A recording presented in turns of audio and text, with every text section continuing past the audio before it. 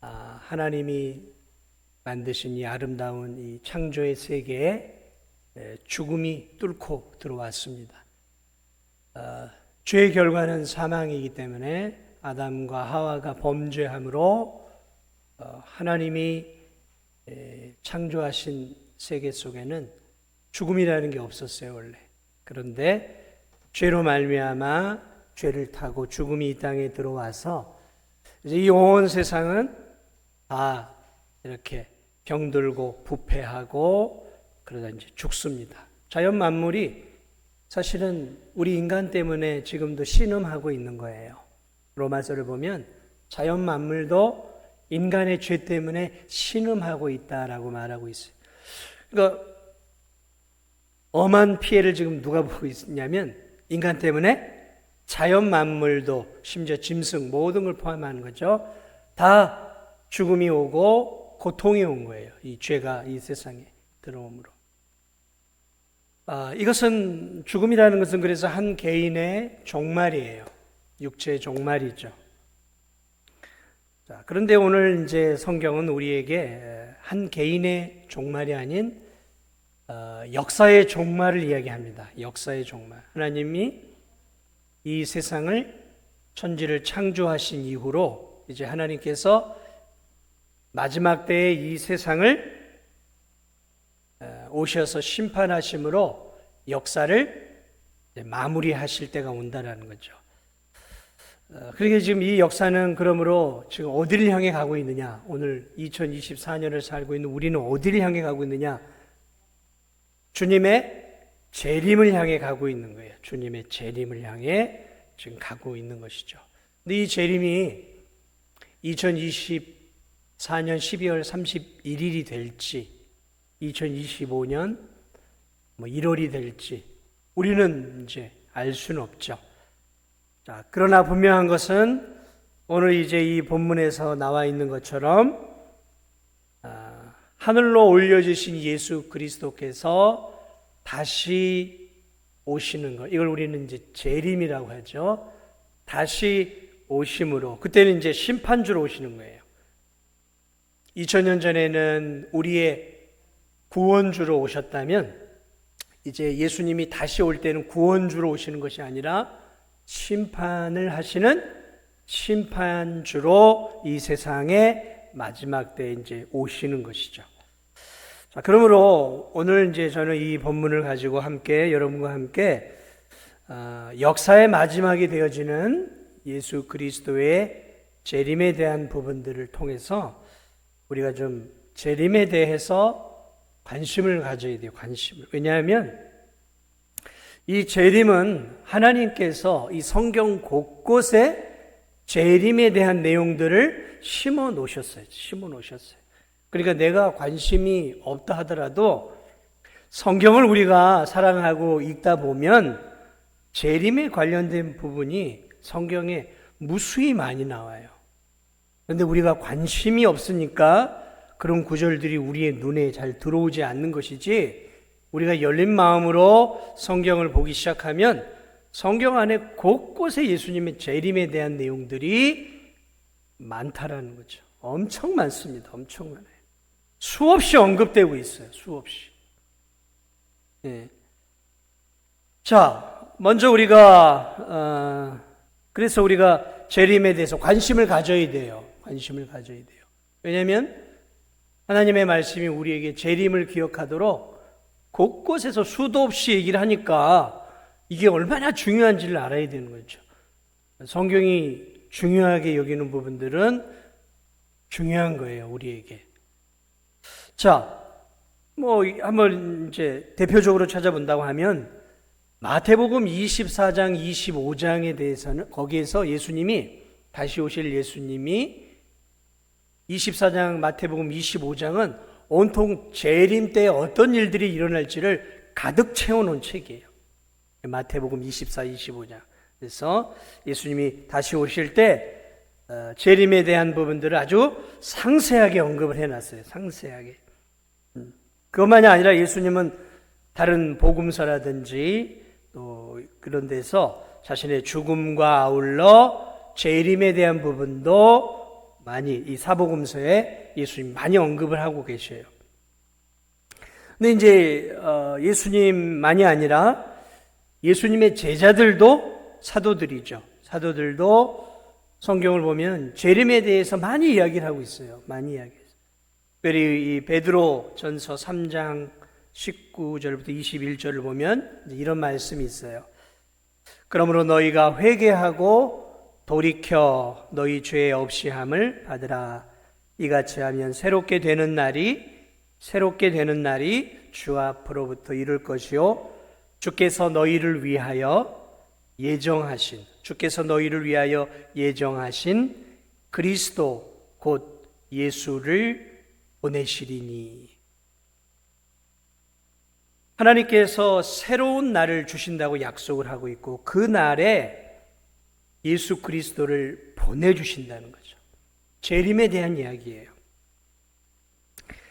사도행전 17장 31절을 보면 이는 정하신 사람으로 하여금 천하를 공의로 심판할 날을 작정하시고, 그러면서 정하신 사람으로 예수님이죠. 천하를 공의로 심판할 날을 하나님이 작정해 놓으셨다는 거예요.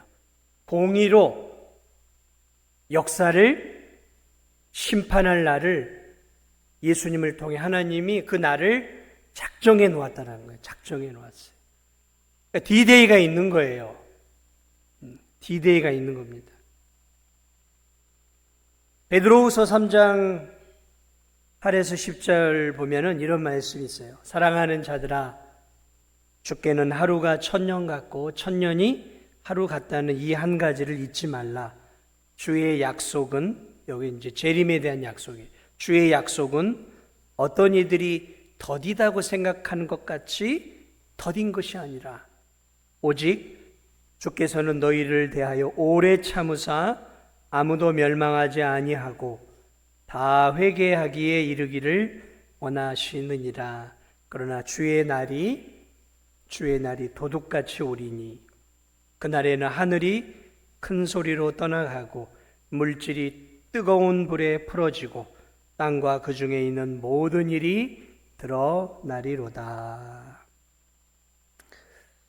이 베드로 시대에도 사람들이, 성도들 가운데 왜 주님은 오신다고 했는데 안 오시지? 왜 이렇게 더디지? 라고 말할 때 베드로 사도가 뭐라고 얘기했냐면, 하나님께서 이렇게 더디 오시는 것이 아니라 너희에게 회개할 수 있는 기회의 시간들을 지금 많이 주고 있는 것이다 라는 거예요. 더딘 게 아니라 오래 인내하고 계신다는 거예요. 그 심판의 날 동안 인내하면서 한 영혼이라도 더 돌아오도록 하나님이 그 심판의 때를 지금 이렇게 늦추며 그 날들을 견뎌내고 계신다라고 표현하고 있어요.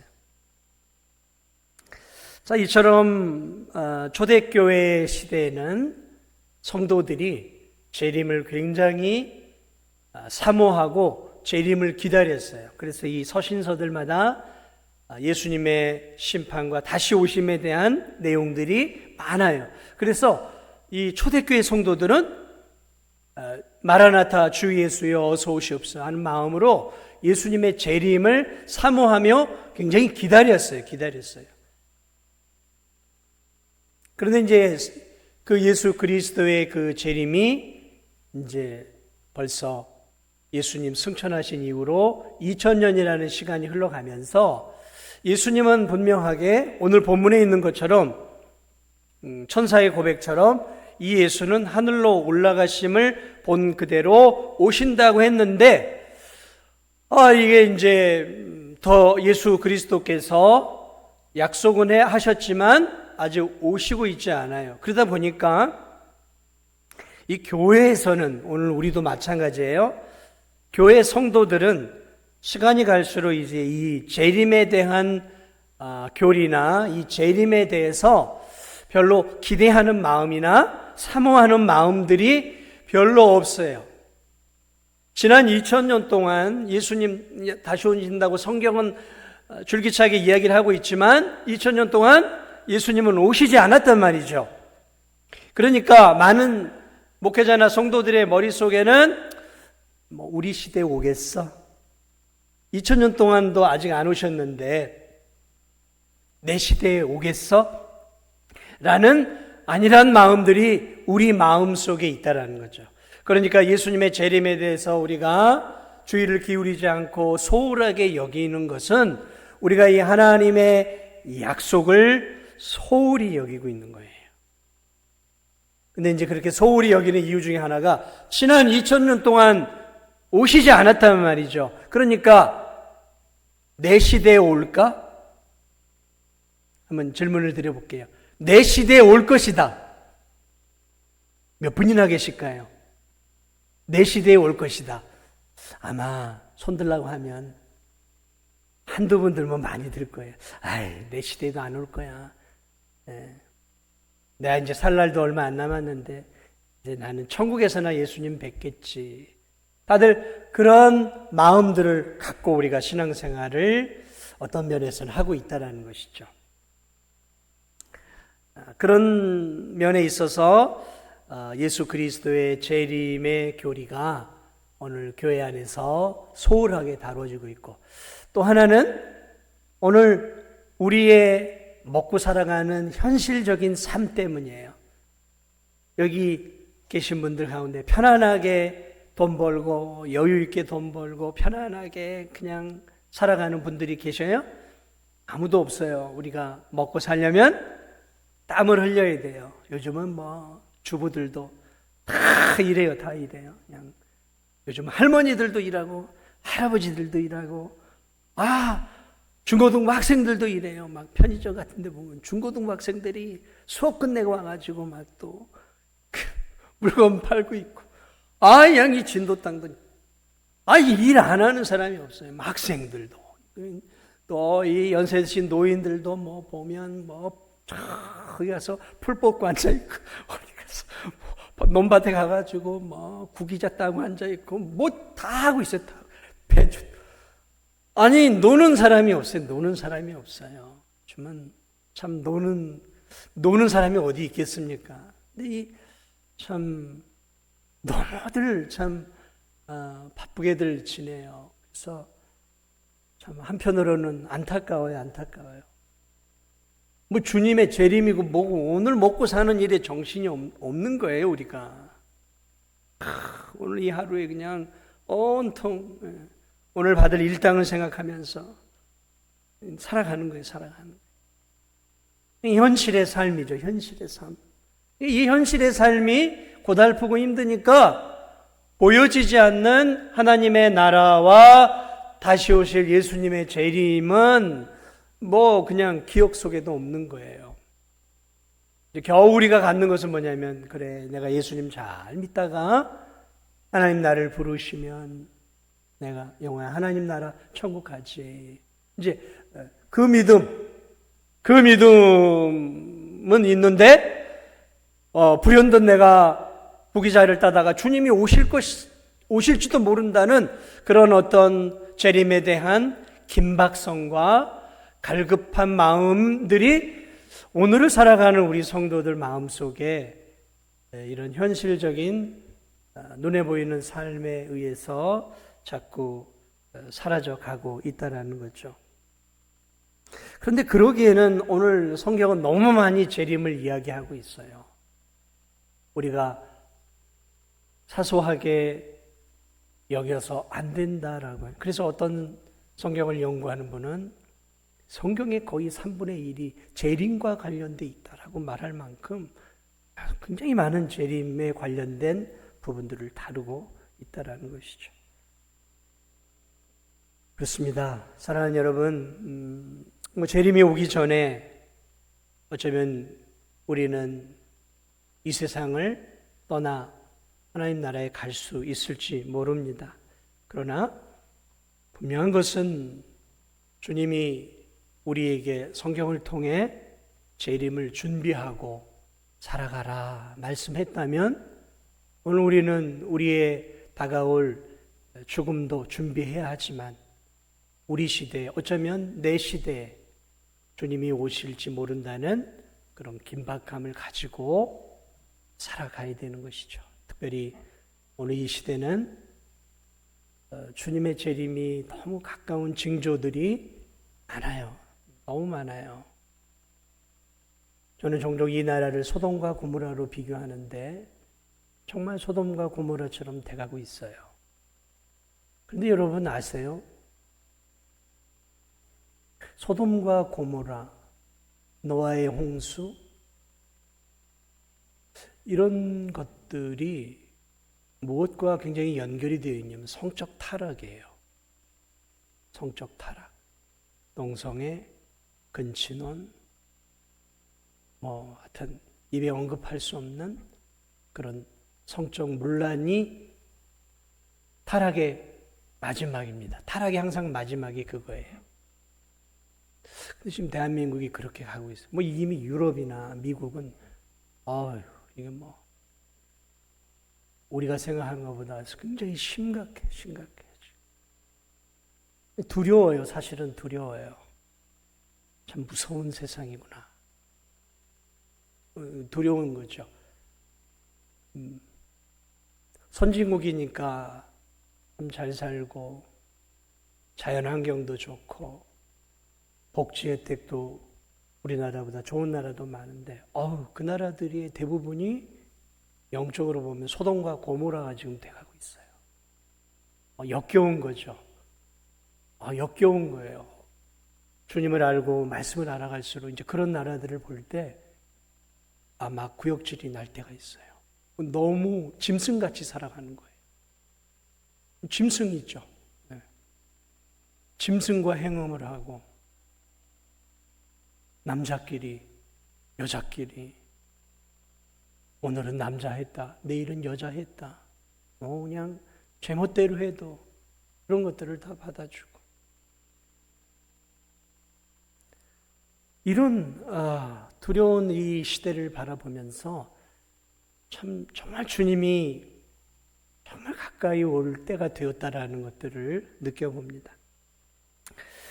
예수님은 어떤 방식으로 이 땅에 다시 오실까? 성경은 이렇게 얘기합니다. 예수님은 오늘 본문을 보니까 인격적이고 육체를 갖고 오셔요.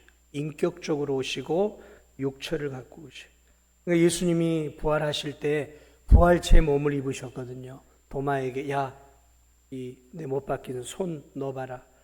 내 이 구멍 뚫린 옆구리에 손 넣어보고 믿지 않는 자가 되지 말고 믿는 자가 되라 그랬어요. 그래서 예수님의 부활하신 몸은 새로운 몸이 있고 천국에 또 부활의 몸을 입고 가셨어요. 구멍 뚫린 머리와 구멍 뚫린 손을 갖고 천국에 가셨어요. 자, 그러니까 예수님이 이 땅에 오실 때는 우리가 예수님 보면 바로 알아볼 수 있어요. 그 모습 올라간 그대로 육체를 갖고 내려오신다는 거죠. 그리고 예수 그리스도께서 올라가시기 전에도 제자들과 함께 말씀을 나누셨단 말이죠. 그러니까 예수님은 부활하신 육신을 입고 그리고 인격체로 오시는 거예요. 인격을 갖고. 지금 우리가 인격이잖아요. 이렇게 대화하고 생각하고 감정을 느끼고 의지적으로 하고 싶은 것들을 하는 이런 인격체를 가지고 무슨 바람처럼 슉 오거나 번개처럼 쫙 이런 그렇게 오시지 않는다는 거예요. 예수님은 십자가에 못 박혀 죽으신 부활체의 몸을 가지고 그대로 오시는 거예요. 그러므로 우리는 그 주님을 두 눈으로 똑바로 뜨고 볼 수 있다는 것이죠. 그렇게 오늘 오신다라고 오늘 천사가 말하고 있어요. 천사가 그렇게 오신다. 그리고 예수님은 자가용을 타고 오신다. 어떤 자가용을 타고 오시냐면 하늘 구름 자가용을 타고 오신다. 오늘 보니까 예수님이 구름을 타고 올라가셨어요. 구름을 타고. 그래서 오늘 예수 그리스도는 구름과 같이 오신다는 거죠. 예수님 정말 구름을 타고 그러시지는 않겠죠.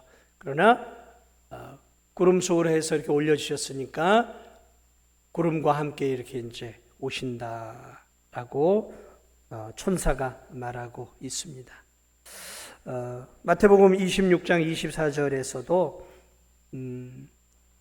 예수님의 말씀이 이렇게 말씀을 하고 있어요.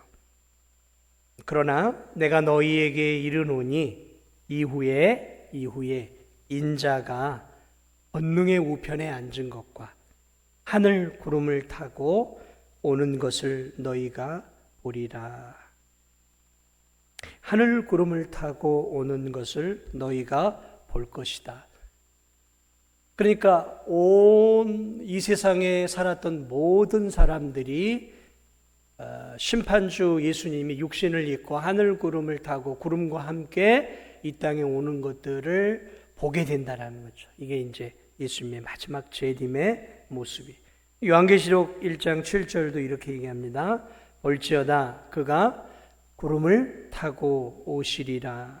각 사람의 눈이 그를 보겠고 그를 찌른 자들도 볼 것이요. 예수님이 하늘 구름을 타고 내려오시는 모습을 모든 사람이 두 눈으로 보게 되고, 그를 찌른 자들, 여기서 그를 찌른 자들은 예수 그리스도를 십자가에 못 박혀 죽인 자들, 창으로 찔른 자들, 또 십자가에 못 박은 자들만이 아니라 예수 그리스도를 대적하고 이 땅에서 그리스도를 믿지 않고 하나님의 교회와 하나님의 성도들을 박해했던 악한 모든 자들도 두 눈으로 누구를 보게 된다는 거죠?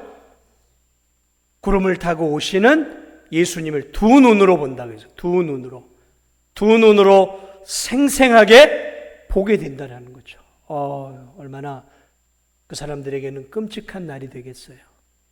우리에게는 기쁨의 날이 되겠지만, 예수님 누구야? 하고 예수님을 믿지 않고 예수님 믿는 자들을 박해하고 핍박하고, 예수님이 어디 있어? 내 주먹을 믿지? 이러면서 예수님 없이 산 사람들이 심판주로 오시는 예수님을 두 눈으로 볼 때 그들은 어떤 마음을 갖게 될까요? 기절초풍을 할 것입니다. 아마 두 눈으로 보고, 재림 때 예수님은 이처럼 세상 사람들이 다 보는 앞에서 만민 앞에 오신다라고 말하고 있습니다. 자, 마태복음 24장을 보니까 이 예수님의 재림은 급작스럽게 오신다고 했어요. 급하게, 그러니까 전혀 예상하지 못했던 시간과 때에 급하게 오신다는 거죠. 천천히 오시는 게 아니라 순간적으로 예수 그리스도가 이 땅에 오신다 그래요. 마태복음 24장에서 주님의 임함은 번개가 우리 번개 칠 때 보면 촥 치잖아요. 천둥과 함께 그냥 번개가 촥 치잖아요. 그럼 우리가 하늘 보면서 번개 치네? 그런 것처럼 오늘 성경이 뭐라고 해요? 주님의 임함은 번개가 번쩍이는 것 같이 갑자기 임할 것이다 말하고 있어요. 갑자기 임한다는 거죠. 예수님 오셨네. 이런 순간이라는 거죠. 갑자기 그냥 예수님 재림하셨네라는 순간적으로 일어난다는 거예요. 너무 깜빡할 사이에 일어난다는 거죠. 그래서 마치 이것을 예수님 다시 도적이 밤에 담을 넘어오는 것처럼 전혀 그 집 사람이 예측하지 못하는 시간과 때에 이 도둑이 구렁이 담 넘듯 싹 들어와서 물건을 싹 쓸어 담아 가듯이 예수님의 재림은 아무도 예측하지 못한다는 거죠. 아무도 예측할 수 없다는 거예요. 번개가 갑자기 치는 것처럼. 여러분은 번개가 언제 치는 걸 아세요? 모르죠. 딱 치면 그때 하늘 보고 번개가 쳤구나. 우리는 그 정도잖아요. 그렇게 오신다는 거예요. 그러므로 이 땅에서 예수님의 재림의 시기에 대해서, 연도에 대해서, 날짜에 대해서 예측하는 모든 자들은 하나님을 기만하는 자들이고 예수님을 기만하는 자들이고 이단에 가까운 자들, 이단이거나 이단에 가까운 자들이에요. 사랑하는 여러분, 그러므로 우리가 이 시대가 악해질수록 자꾸 이제 예수님의 재림에 대한 이야기들이 계속해서 나와요. 그래서 예수님은 2024년도 12월 25일 오전 11시에 다시 오실 것이다. 들어보셨어요, 혹시? 못 들어보셨어요? 아이고. 2024년 12월 25일 오전 11시에 예수님이 재림한다니까요. 그러니까 그때 우리는 어디에 와 있어야 돼요? 교회에 와 있어야 돼요. 여러분, 제가 이렇게 얘기하면 제가 이단에 가까운 사람이 되는 거예요. 그러니까 혹 누군가가 저 사람은 참 기도도 많이 하고 저 사람은 은사도 많고 예언의 은사도 받고 괜찮은데 저 사람이 하는 말은 좀 내가 신뢰할 수 있을 것 같다. 여러분, 그런 사람이라 할지라도, 아니 여러분의 담임 목사가 그런 소리를 할지라도 절대로 믿으면 안 되는 거예요. 근데 의외로 현혹되는 성도들이 많아요. 영적으로 시대가 어두울수록 거짓 그리스도가 계속 늘어나고 있습니다. 우리나라도 지금 거짓 예수가 몇백 명 돼요. 거짓 그리스도가. 이만희를 비롯해서, 그리고 주의 재림을 예측하고 예단하는 그런 이단들, 요한계시록이니 다니엘서니 이런 조금 설명하기 어려운 그런 환상적인 사건들을 가지고 자기들 나름대로 거기서 수를 계산을 해서 예수님의 오실 날짜들을 아주 신묘막측하게 뽑아낸 것처럼 그렇게 이야기하는 사람들이 우리 주변에 혹시나 있다고 하면 여러분, 그것을 절대로 믿지 마시기 바랍니다. 만약에 그걸 믿으면 여러분은 예수님을 안 믿고 그 사람을 믿는 거예요. 여러분은 예수님을 믿습니까? 아니면 좀 신령한 사람을 믿으십니까? 정말 그러세요? 네? 성도들 가운데는 예수님 말씀보다는 뭔가 은사를 가지고 있는 신령한 사람들을 더 기대고 의지하려고 하는 죄악된 성향들이 있어요. 아니, 예수님이 얘기했잖아요. 그날과 그때는 아무도 모르고 육신을 갖고 있는 나도 모르고 아버지만 아신다고 얘기하시잖아요. 그런데 왜 그 예수님의 말을 믿지 않냐 말이죠. 내가 올 때는 번개가 임한 것처럼 아무도 모르게, 도둑이 오는 것처럼 아무도 모르게 온다라고 예수님이 얘기했는데 왜 예수님의 얘기는 안 믿고 왜 엉뚱한 신령한 것처럼 보이는 그런 사람들의 이야기를 믿느냐 말이죠. 너무 안타까운 거예요.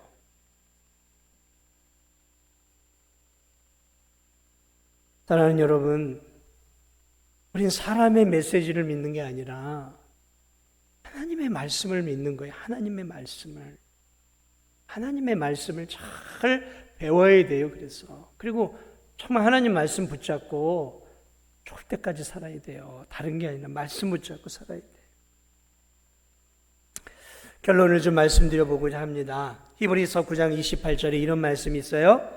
이와 같이 그리스도도 많은 사람의 죄를 담당하시려고 단번에 들이신 바 되셨고 구원에 이르게 하기 위하여 죄와 상관없이 자기를 바라는 자들에게 두 번째 나타나시리라. 자기를 바라는 자들에게 두 번째 나타나실 때가 올 거예요. 그러나 우리는 주님의 재림이 언제인지는 모릅니다. 성경 말씀이 또 예수님이 약속하고 있기 때문에 예수님이 하신 약속은 반드시 이루어집니다.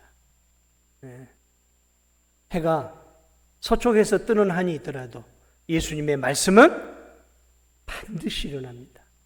아멘. 여러분, 예수님의 말씀은 반드시 일어난다고요. 예수님의 말씀은 반드시 성취가 되는 거예요. 우린 주님의 말씀을 붙잡고 그것을 믿고 살아가는 것입니다. 그러므로 오늘 이 약속의 말씀을 기억하면서 오늘 이 시대가 어느 때인가를 우리가 그래서 민감하게 영적으로 깨어 있어야 됩니다. 오늘 이 시대가 어떤 때인가? 오늘 이 시대는 예수님 오실 때가 정말 가까운 때예요. 네, 정말 가까운 때예요. 네, 오늘 이 시대는 너무 어두운 시대입니다. 오늘 이 시대는 소돔과 고모라를 유황불로 가나안 땅을 하나님께서 이스라엘 백성들을 통해 쓸어버려 주셨던 것처럼 오늘 이 대한민국은 거의 소돔과 고모라를 향해 가고 있고 이스라엘 백성들이 점령하기 전에 가나안 땅처럼 너무 음란하고 퇴폐적이고 폭력적이고 무법적인 그러한 나라가 되어가고 있음을 여러분 기억하시기 바랍니다. 깨어 기도하라. 깨어 기도하라. 예수님이 그래서 귀한 믿음의 자녀들에게 그런 비유를 주셨어요. 마지막 때 어떻게 살아야 할 것인가. 그래서 열처녀 비유를 주셨어요. 열처녀 비유. 열처녀 비유가 뭐예요? 기름을 준비하고 신랑이 오실 때를 기다리는 것이죠. 그것이 오늘 재림을 준비하는 우리의 삶이에요. 개인적인 종말이 먼저 올 수도 있고 또 우리의 때 예수님이 오실 수도 있어요. 그러나 중요한 것은 우리가 기름을 준비한 이 슬기로운 다섯 처녀처럼 깨어서 기름을 준비하는 거죠. 말씀을 준비하는 것이고 늘 성령으로 우리를 무장하고 그리고 기도로 우리의 영성을 깨워서 우리 자신을 주님이 오시는 그때 순결한 신부로 우리 자신을 준비해야 되는 거예요. 개인적으로 죽든 재림을 통해서 이 땅에 종말이 오든 오늘 우리에게 중요한 것은 주님 앞에 우리가 곧 선다라는 사실들입니다. 그러므로 사랑하는 우리 진도중앙교회, 사랑하는 우리 성도님들, 세상 사람들에게는 재림은 지옥으로 들어가는 심판이에요. 그러나 오늘 우리에게는 어떤 날일까요? 예수님의 재림은 이제 우리가 주 안에서 영원한 생명을 얻는 복된 날인 거예요. 그러니까 우리는 재림을 사모하며 살아야 되겠습니까? 재림을 무시하며 살아야 되겠습니까? 사모하며 살아야 되는 거예요. 우리에게 복된 날인 것이죠. 죽음도 우리에게 축복의 날인 것이고 죽음도 우리에겐 축복의 날이에요. 왜냐하면 천국으로 들어가는 문이니까 축복이고 재림도 이제 이 세상의 모든 것들을 끝내고 주님과 영생 복락의 삶을 누리는 것이니까 우리는 늘 재림을 기대하는 거예요. 그래서 참된 성도들은 고단한 이 세상 속에서 핍박과 환난을 당하면서도 재림을 소망하며 살았어요. 주 예수여 어서 오시옵소서. 어서 오시옵소서. 네, 어서 오시옵소서. 주 예수여 어서 오시옵소서. 마라나타. 주 예수여 어서 오시옵소서. 믿음을 지키는 성도들에게는 빨리 주님이 오는 게 좋아요. 그런데 이 세상에 먹고 마시고 즐기는 성도들에게는 어때요? 주님 조금만 늦게 오세요. 내가 빌딩도 줘야 되고 세상에 안 가본 데도 많이 가봐야 되고 아직 먹어보지 못한 산의 진미도 아직 많이 남아 있습니다. 주님, 지금 저 불러가시면 안 돼요. 지금 오시면 안 돼요. No. 주님, 지금 오시면 안 돼요.